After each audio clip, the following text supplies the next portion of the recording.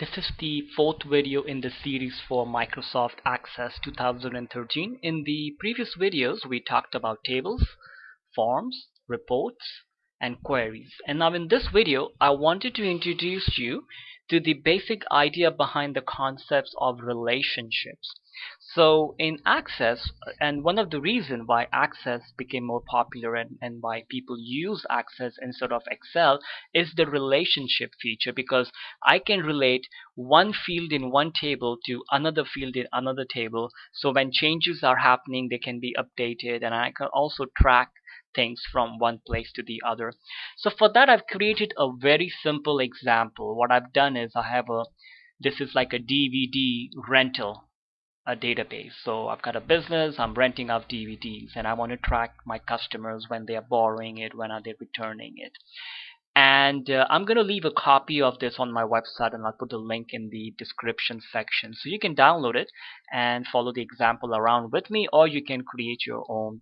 So what I've done is I've added some customer names with the customer ID 1234, and what I've done is in this one, the customer ID, the data type is number rather than auto number, because I want to do two different variations of in this example.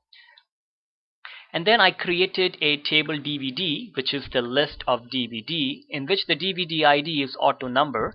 Then I have the name of the DVD. I've got some genre, like I've created a lookup wizard. So in the bottom, the lookup, action, romantic, and you can track all the information you want. And then I went and just added some DVDs, A, B, C, D, and different genre. And then I have a third one, which is a table rental, in which I want to connect this customer to the customer list in here, because I don't want to continue typing things here, and I want to relate it so I can go to that table and I can see which customer has been ordering what. I want to connect this DVD to my DVD table so that I can go to that DVD and I can see if DVD is missing. I'll be able to see who was the last person who rented it, and then the date that person rented it, if they returned it. And for the payment, I've got a drop down whether they paid it or is it due, so I can take it from them when they come back. So something very simple. Now the thing with relationships are that relationships are mostly from a primary key. So I'll open this table DVD. So this is the primary key to a secondary key. So this will be considered a secondary key. And that's the way relationships work. So what I want to do is I want to relate this DVD to this one. It will relate to this, but I will show this particular DVD, and I'll show you that. So I'll close this. Now from this DVD drop down for data type, I'll start the lookup wizard. Now in the previous video, I showed you this option that I will type the values when I wanted to create a drop down button with different cities or whatever. But in this case, I need to choose the first option. So if you read it, it says, I want the lookup field to get the values from another table or query. So I want to get it from another table. So I'll choose that and I'll click next. Now I want to connect it to the table DVD in this case, so I'll choose that and I'll click next. I'll take the DVD ID and I'll also take the DVD so that I get the ID, which is the 123s, and the name of the DVD, and I'll click next. I can choose to sort it by the name of the DVDs if I wanted. Next. Now here's the list of my DVDs, which is coming from that table. And it is hiding the key column, which is 1, 2, 3, 4, which I don't need. Click next. And there is the last step. I can finish it.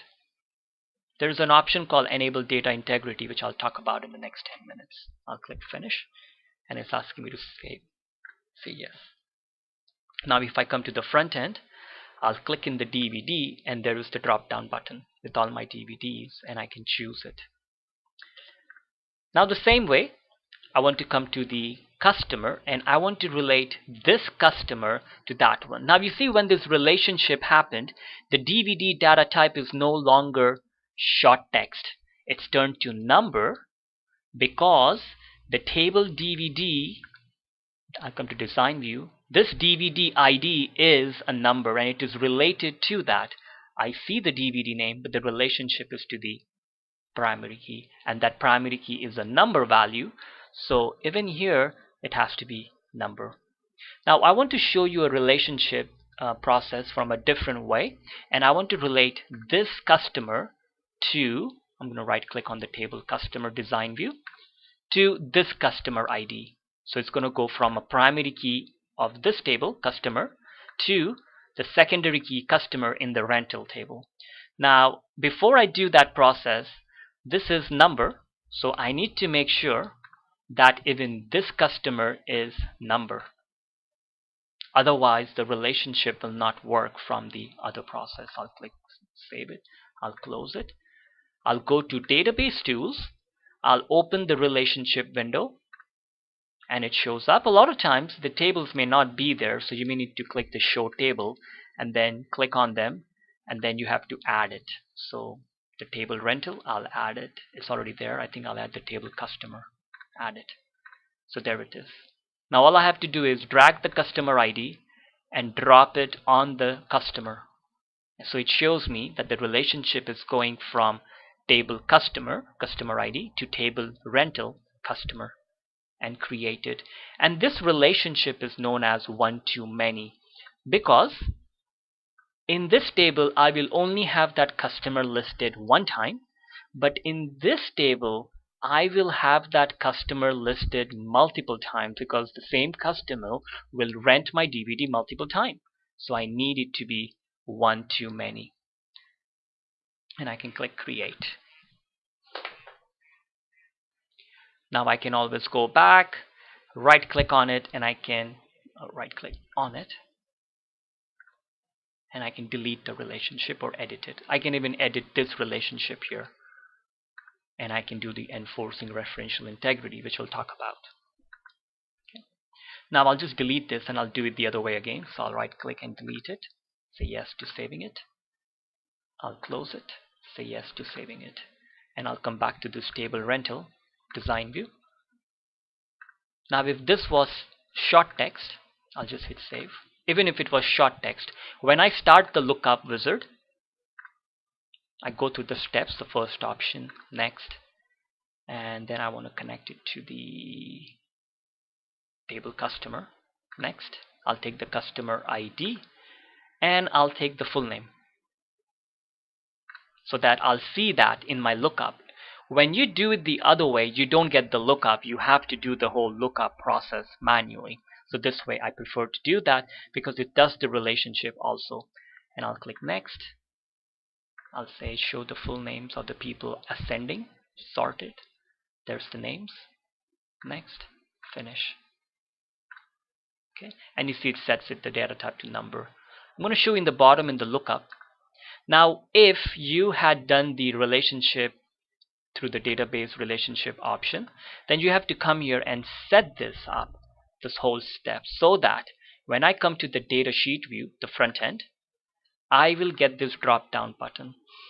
I will not get this drop down if I don't do it the way I just showed you. So now I'll just enter some names so I can choose some things. So I'm just going through the list and choosing some people who've borrowed DVDs and returned it. So that's the process. Now I'll just close this and show you. When I go to this table DVD and I click on this plus sign, you see I can see that connection. So this is what is known as relationship. So now I can come here and see that.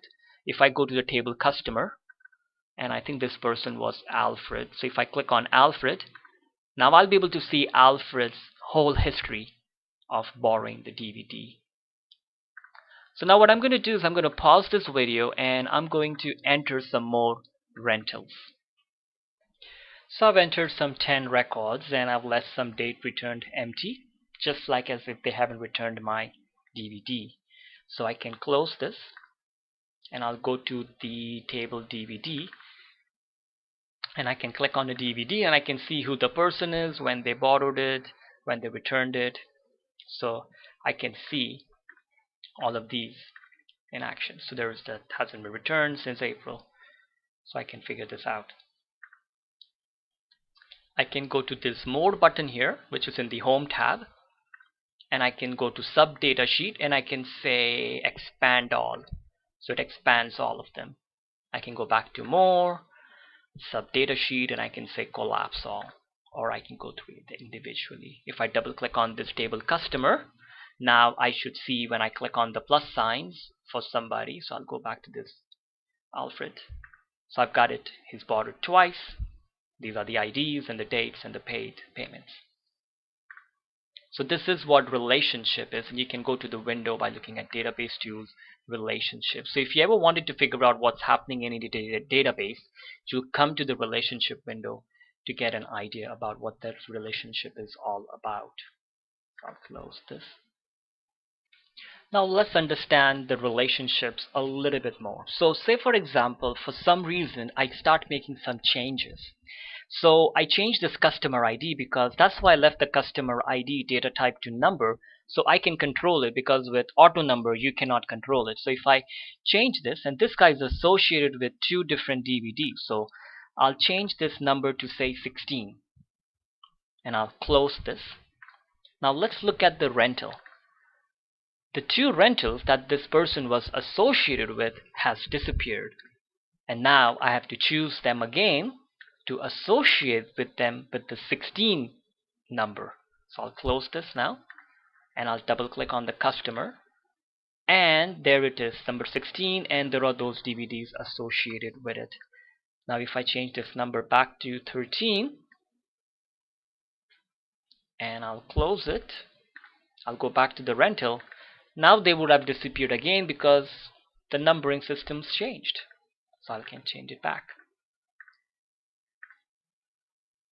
So here we're going to understand how to make sure that these type of updates and also the other things are like deletes can happen when you need it to be happen. I'm going to close this. And before we go to that, I'll also do one more thing and talk about the delete part too. So say I add another record here, 100. I'll make up a date of today and I'll just type someone's name. And I'll add this to one of the rentals. So I'll have this number 11. I'll add it to this one. It hasn't updated. I may need to close it and close it again. Sometimes you may need to do that to refresh it. That's why I prefer to keep the tables closed. And there it is, test. Okay, that's number 11. I'll close this. Now I'll go to that customer table and I'll click on this row, number 100, test do, and I'll delete this record. And it's asking me, are you sure? I'll say yes. Now this record got deleted. I'll close this table. Let's look what happened to the table rental. That record is still there. The names have disappeared. So the thing I'm going to show you will try to fix both of these problems. One is with the updating part and the other one is the deleting part. So to do that change, I have to come back to the database tools and relationship window. Before I go to the database tool, I think I need to do something. I'll double click on the table rental and make sure that this is not empty, because that was the test Joe. So because if this is empty, this will cause a problem. So I'll just fill this up with some information, because the relationship will not work if this table is empty. I'll close this. I'll come back to database tools, relationships, and then click on the relationship window, and I'm going to right click on the line between this customer to this customer and go to edit, and I'm going to choose enforce referential integrity, and I'll tell it to update, and I'll also tell it to delete the related records, and I'll click OK. Now you see it says one too many, and then the relationships has been changed to update and delete, and I'll close this. Now let's see what happens. So if I go back to the customer table, double click on it, and I'll change that Alfred from 13 to 16. I'll close this table. Let's see, double click on table rental, and you see those are still there.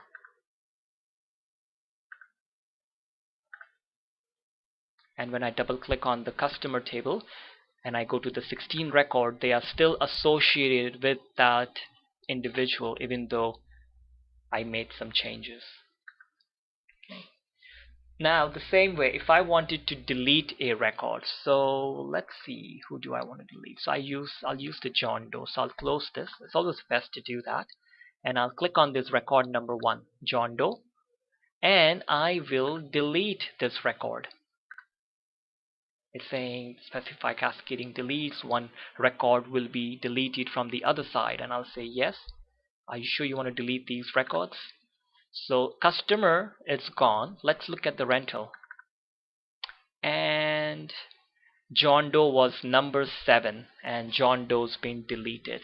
So this is where the referential integrity really comes into play, because in some situations you may want this and in some situations you may not want it, because you don't want certain information going away, and you, in some cases, you want things to be updated. So wherever you think it's appropriate, you can do this. So I'm just going to go ahead and close this table again.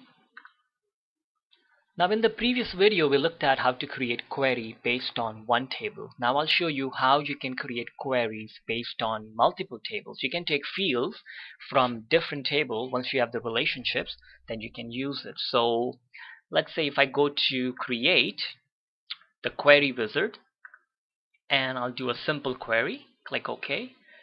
And I'll say, let's see, I want to take some information from my table customer.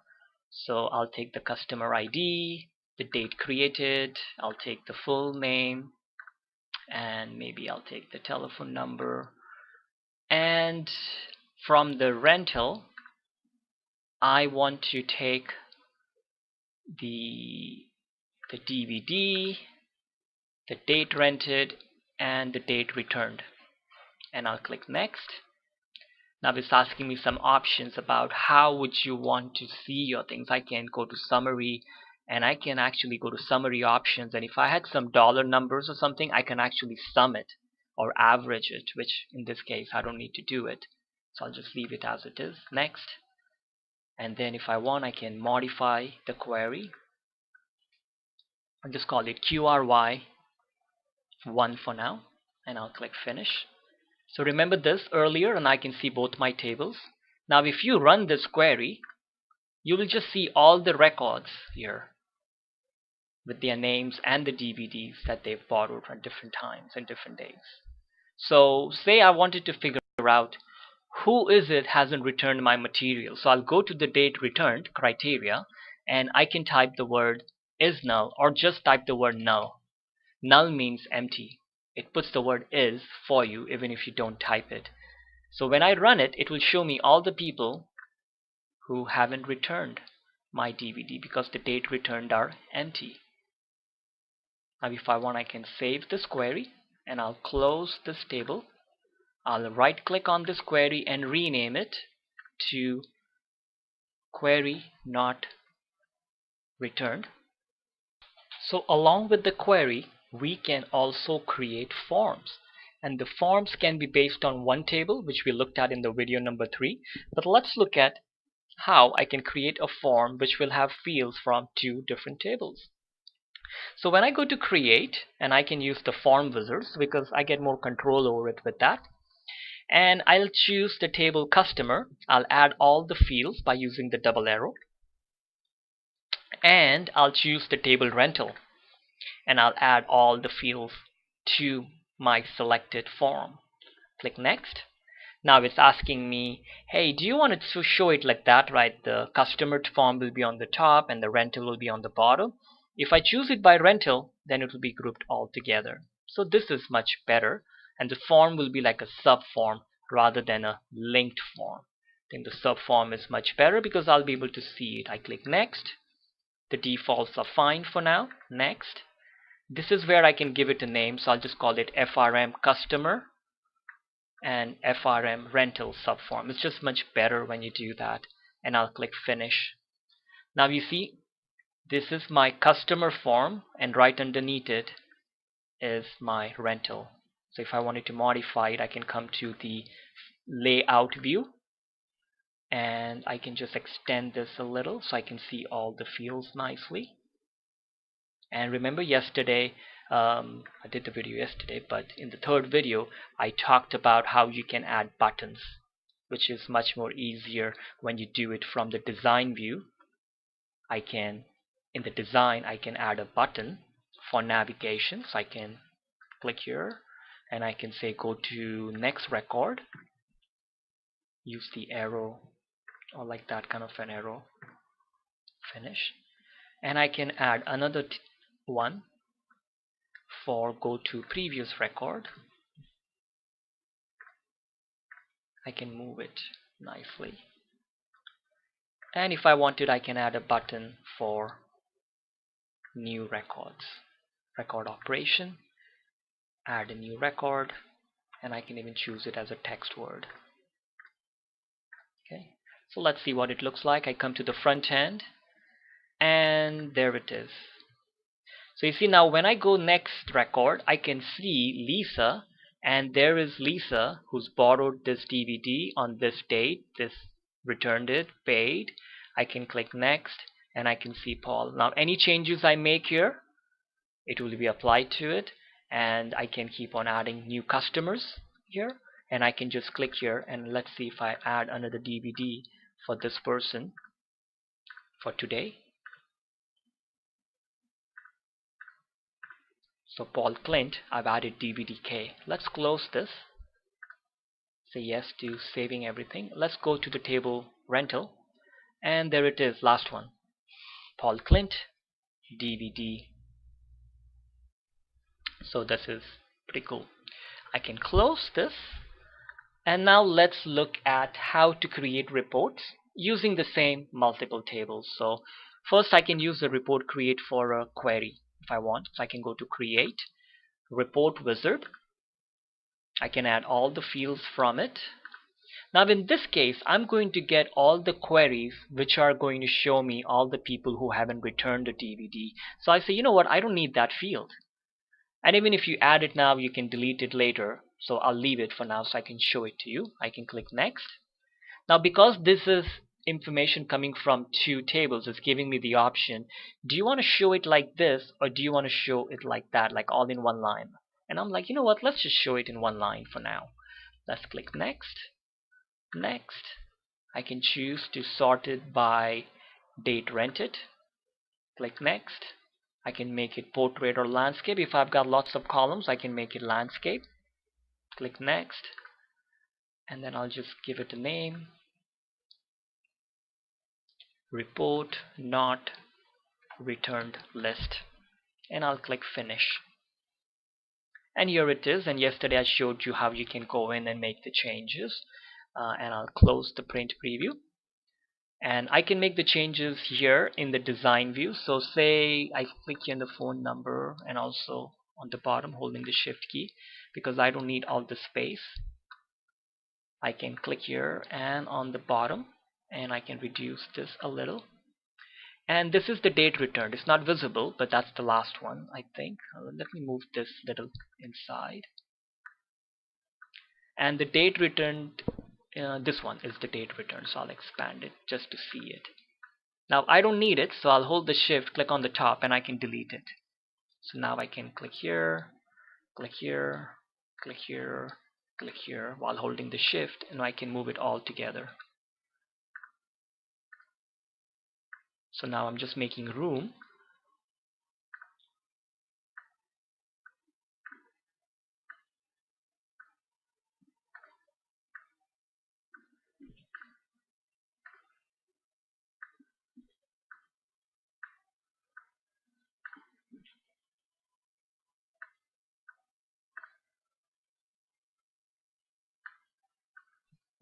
And you can always go to format and make things centered. So this is the detail line. Detail line means all the individual records, and this here is affecting the header, so the top header. So if I make this red, the date rented will be red in color.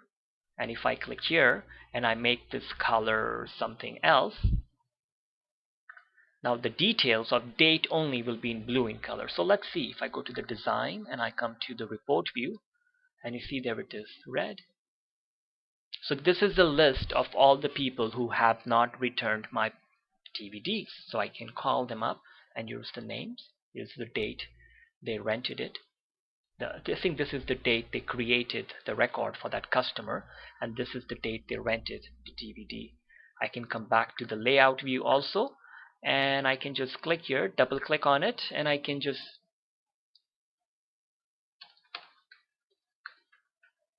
type a new title. Click here, I can expand it to the end, and can go to format, and I can center it. And the same thing, I can start clicking here and I can extend it and move them around even from here, the way I was able to do it in design view.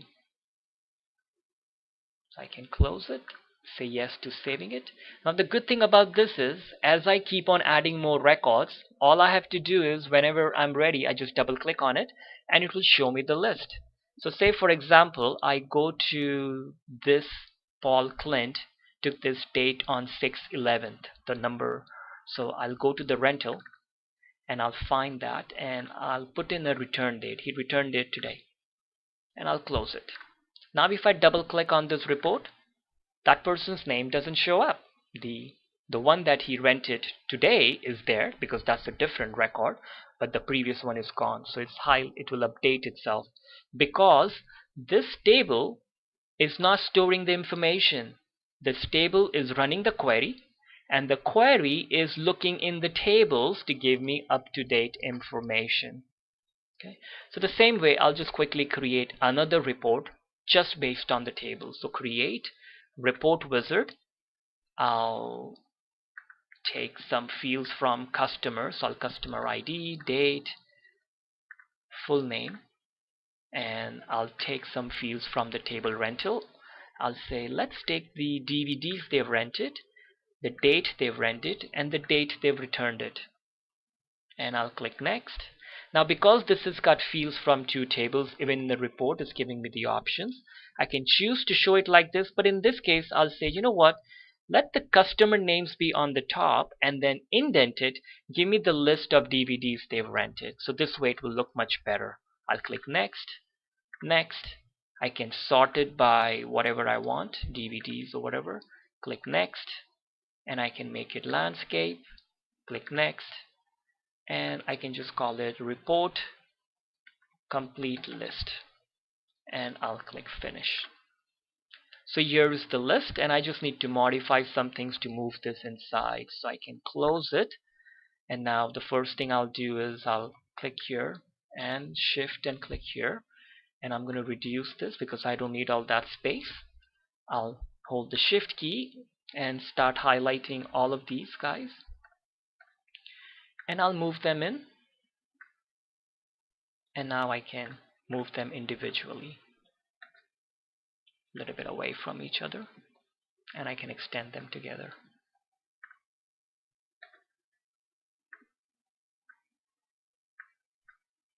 Now let's see what it looks like. Report view. So there it is, looks much better. So here I can see, so it only gives me the people, customer names who rented the DVD. The people who haven't rented the DVD, their names don't come up here. So you see Alfred, it's got 3 different ones, Louis single. And you can always come back to the layout view and you'll find that there are options for page setup from which you can set it back to portrait. They have options for formatting where you can change some outline colors and shape fill. There's also options to do conditional formatting. Well, if you've seen it in Excel where I can set certain conditions that if you see these numbers or these words, make it certain color, and you can make those changes.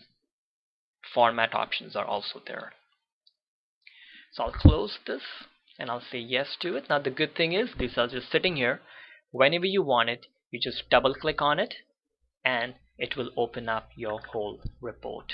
So that's for the returned list, and this is for the complete list of my customers who've been renting my DVD.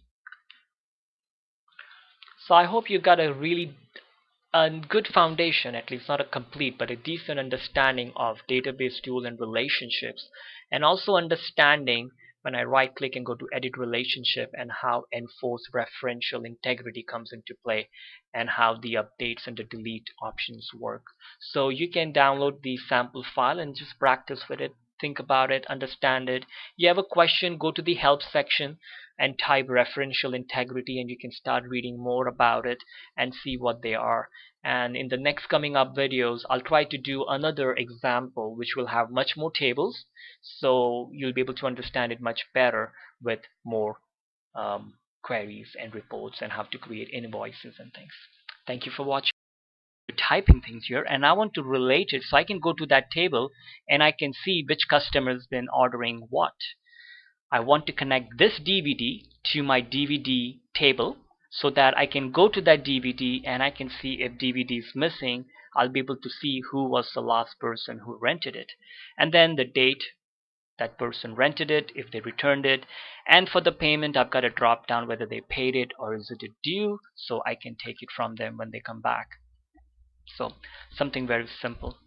Now the thing with relationships are that relationships are mostly from a primary key. So I'll open this table DVD. So this is the primary key to a secondary key. So this will be considered a secondary key.